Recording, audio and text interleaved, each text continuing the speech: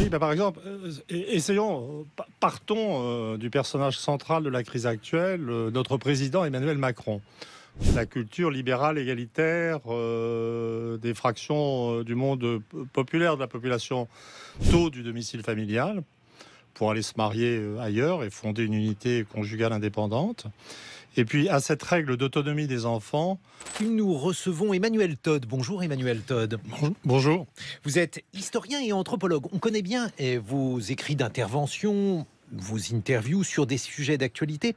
Peut-être que ce que certains auditeurs ignorent, c'est que vous êtes avant tout le créateur d'un système, c'est-à-dire que du point de vue anthropologique, du point de vue des formes familiales, vous tissez depuis de nombreuses années une théorie qui vise à expliquer comment les pays en général et la France en particulier nouent un rapport avec la représentation de la société, la représentation du monde. Et en particulier, dans votre dernier ouvrage, Où en sommes-nous ? Une esquisse de l'histoire humaine publiée au Seuil.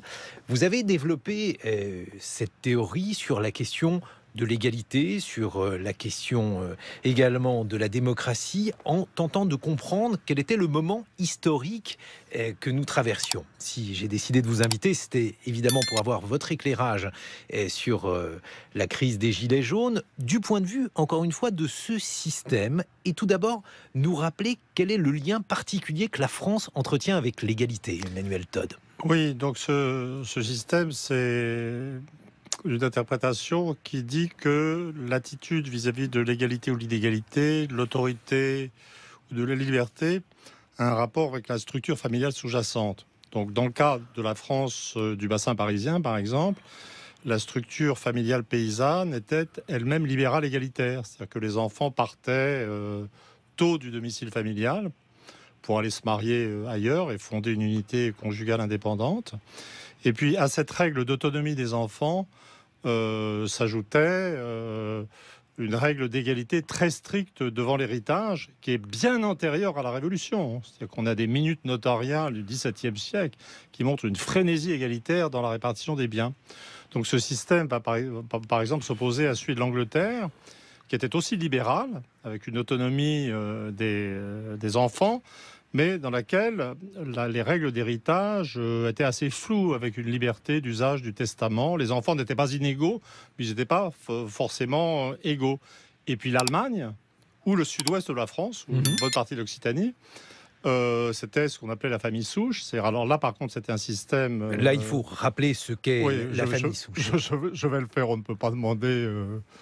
à des gens normaux de savoir ce que c'est que la famille souche.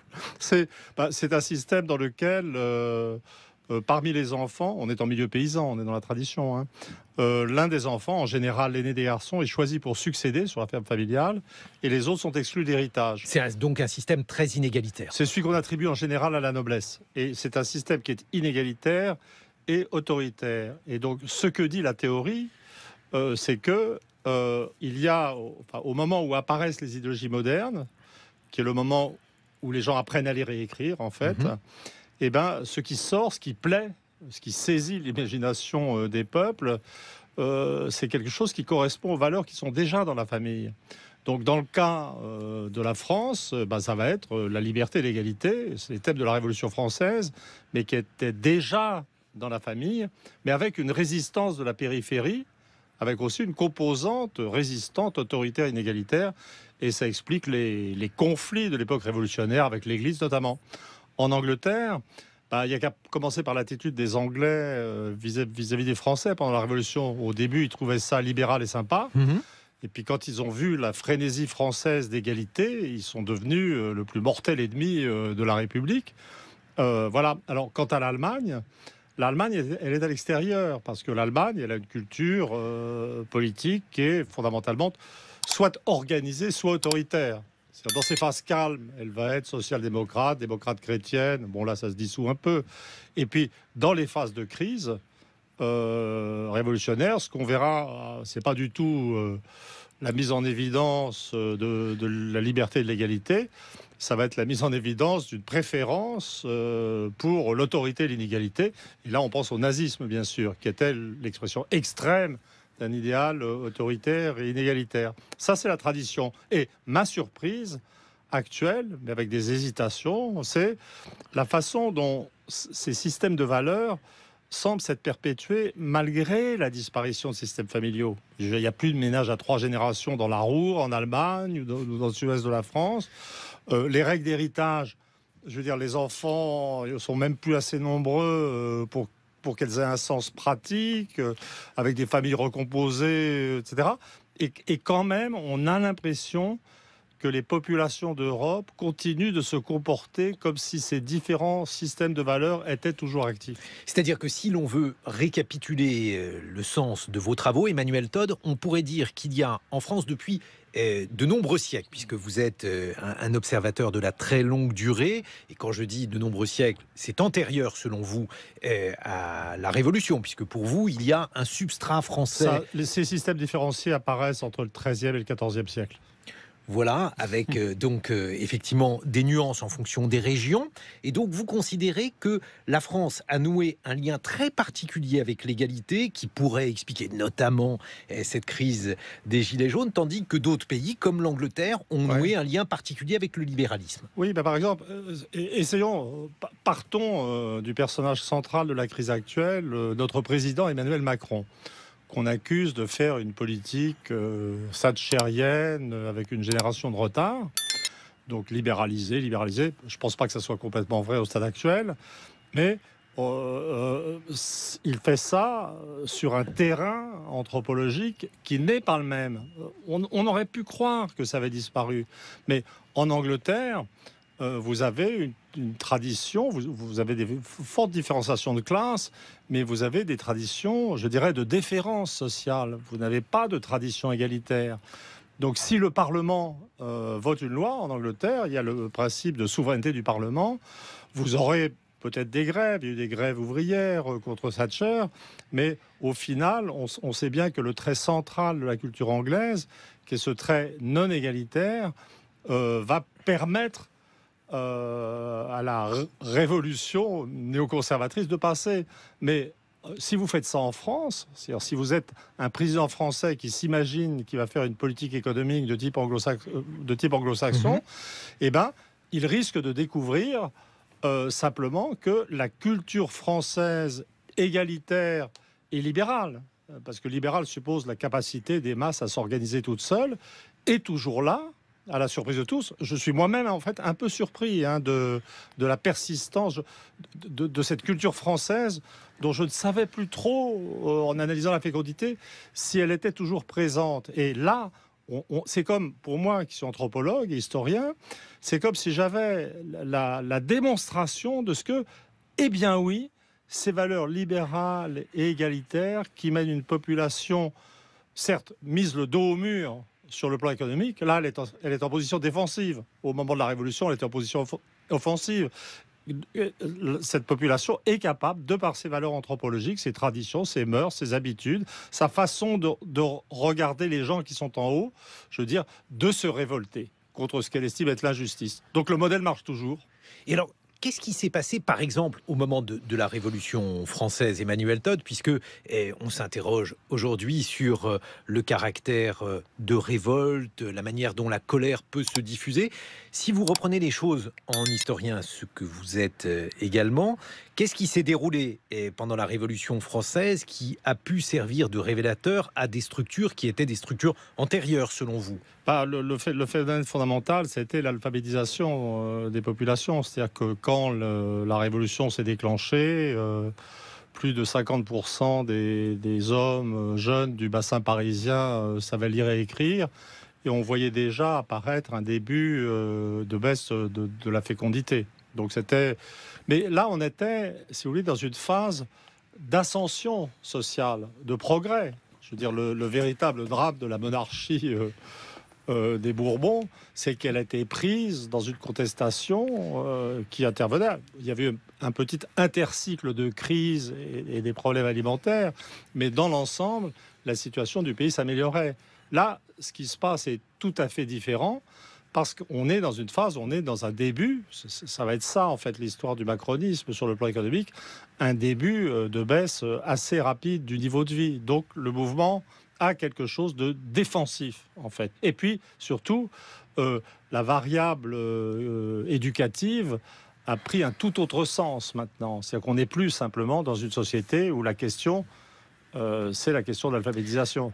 Alors justement, on va revoir les différentes conséquences de ce mouvement pour expliquer aux auditeurs qui ne le connaissent pas la manière dont vous travaillez. Vous avez par exemple fait énormément de cartes Oui. de France. Vous superposez un certain nombre de phénomènes, le taux de suicide, le vote pour le Parti communiste quand ce vote était important, et vous considérez qu'il y a des permanences. Aujourd'hui, si l'on fait la carte de France des Gilets jaunes, alors là aussi c'est compliqué s'agissant d'un phénomène aussi polymorphe, mais on voit malgré tout qu'il y a une forte présence dans le sud. Oui, La mais vallée alors du Rhône. là, il y a des cartes. J'ai regardé toutes ces cartes et réellement, c'est sans doute là qu'est la nouveauté. En fait, on ne peut pas dire, ça ne correspond plus aux vieilles régions anthropologiques et religieuses. La carte classique de la France, qui recoupait en partie, mais pas complètement, la carte des systèmes familiaux, c'était celle qui opposait une France centrale, une sorte de grand bassin parisien allant de Laon jusqu'à Bordeaux, plus la façade méditerranéenne, laïque, déchristianisée, républicaine, et puis une périphérie, le reste de la périphérie, qui était plutôt catholique, réactionnaire, autoritaire, inégalitaire. Et honnêtement, si vous prenez les élections du Front populaire, vous voyez cette carte se révéler alors qu'on parle de lutte des classes. Hein, vous voyez, donc c'est quelque chose qui a vraiment structuré la vie politique française et idéologique pendant des siècles. Là, honnêtement, je ne le vois pas. J'aimerais, mais j'ai regardé toutes sortes de cartes et on a vraiment l'impression comment dire, les techniques de mesure sont très compliquées sur des mouvements de gens qui, en plus, se déplacent pour aller sur des axes de circulation routière.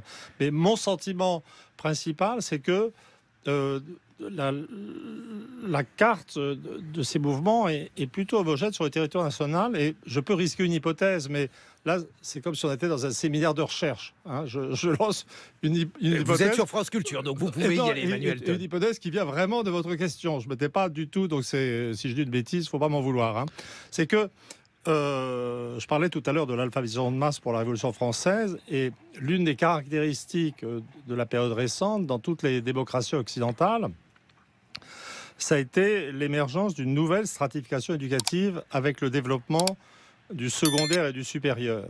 C'est-à-dire que avant, tout le monde savait lire et écrire, et puis il y avait une petite minorité de gens ayant une culture supérieure ou une éducation supérieure. Là, maintenant, on a dans les générations 40% des gens qui ont une éducation supérieure, et puis le reste, et puis vous avez des gens qui sont calés au niveau de l'instruction primaire, et on note bien que dans tous les sondages d'opinion, dans toutes les questions quand on veut situer, si vous voulez situer l'électorat du Front National, si vous voulez situer l'électorat d'Emmanuel Macron, vous verrez que la dimension éducative, études supérieures ou pas études supérieures, va être absolument crucial. Et l'hypothèse que je risquerais au stade actuel, c'est que ces valeurs traditionnelles françaises, c'est-à-dire le centre... Emmanuel Todd nous offre ici une lecture originale des tensions politiques françaises à travers la lecture des structures familiales. Entre tradition égalitaire, fracture éducative et montée du populisme, cette analyse met en lumière les raisons profondes de la résistance sociale en France. Le modèle français, issu du bassin parisien, façonne encore aujourd'hui les réactions collectives face aux réformes économiques et à l'autorité. Alors, ce clivage entre élite et classe populaire est-il en train de redéfinir la démocratie française? La famille façonne-t-elle encore nos choix politiques? Pour ne plus manquer nos vidéos, pensez à vous abonner à la chaîne et surtout, n'oubliez pas de partager votre avis en commentaire. Suivons Todd pour tout comprendre. Super avancé, super démocrate, super républicain, mais qui peut-être à l'insu de leur plein gré sont porteurs d'attitudes autoritaires, inégalitaires, qui étaient autrefois cantonnées. Ce modèle expliquerait assez bien ce sentiment de polarisation extrême entre populisme et radicalisme européiste de l'électorat de Macron. Ça serait, voilà. Mais encore une fois, c'est comme si on était dans un séminaire de recherche. Je ne prends pas complètement la responsabilité de ce que je viens de dire. Bon, je continue à convoquer vos différentes analyses. Emmanuel Todd, le fait qu'il y ait un sentiment d'approbation. Alors, il faut le dire sommairement parce que quand on regarde les sondages, c'est un peu plus compliqué que cela. Mais en tout cas, on a le sentiment, à la lecture des chiffres des différents sondages, qu'il y a une forte approbation de ce mouvement sur fond d'égalitarisme. Ça, c'est quelque chose qui est corroboré par vos recherches. Cela montre que la France est très ancrée dans l'égalitarisme. Oui, c'est-à-dire que, effectivement, je veux dire, dans la phase 1 de ce mouvement des Gilets jaunes, c'est comme si on avait vu revivre toute la culture française, avec même peut-être une annexion des milieux supérieurs par la culture libérale égalitaire des fractions du monde populaire de la population. Mais je crois qu'il faut se méfier de ces premiers moments révolutionnaires. Je ne sais pas si tout le monde a en tête les débuts de la révolution de 1848, dans lequel les gens chantaient, les bourgeois chantaient chapeau bas devant la casquette, à genoux devant l'ouvrier. Et la révolution de 1848 s'est terminée par les premiers affrontements décrits comme de classe par Karl Marx, en fait, c'est-à-dire par les émeutes de juin et par l'élimination successive de la petite bourgeoisie, du début de prolétariat. Et si vous rentrez actuellement dans le détail du soutien à la population, en distinguant soutien et sympathie, en fait, la sympathie est énorme dans toute la classe et la sympathie était même majoritaire chez les cadres et professions intellectuelles supérieures. Mais si vous entrez dans la catégorie du soutien, là je prends le sondage IFOP qui a été réalisé avant les derniers incidents violents de samedi dernier, vous trouviez chez les employés 63% de soutien, chez les ouvriers 59% de soutien, chez les travailleurs indépendants 62% de soutien, mais dès les professions intermédiaires, c'est les techniciens, c'est les infirmières, etc., des gens qui ont moins de problèmes de circulation en voiture, parce que les professions intermédiaires dans l'espace sont quand même proches des grandes agglomérations. Là, vous tombez déjà à 39%, et chez les cadres, vous tombez à 33%. Donc je pense que les retraités, les vieux, les gens comme moi, sont à 39% aussi. C'est-à-dire que on peut très bien imaginer, et en fait je pense que c'est la stratégie du gouvernement, que dans une situation de chaos et d'inquiétude, cette sympathie générale de la population pour le mouvement, cette espèce d'hommage à la culture libérale, égalitaire française traditionnelle, cède devant la peur du désordre. Et moi, je pense que le gouvernement, consciemment, cherche le chaos pour provoquer cette rupture. Alors on va chercher à comprendre quelles pourraient en être les conséquences et puis essayer aussi des comparaisons, Emmanuel Todd, parce que dans Où en sommes-nous, une esquisse de l'histoire humaine publiée au Seuil, vous racontez par exemple la dernière évolution de la démocratie américaine avec l'apparition du populisme, et là aussi vous avez des analyses qui sont très originales sur la manière dont le niveau de l'éducation peut expliquer la formation du populisme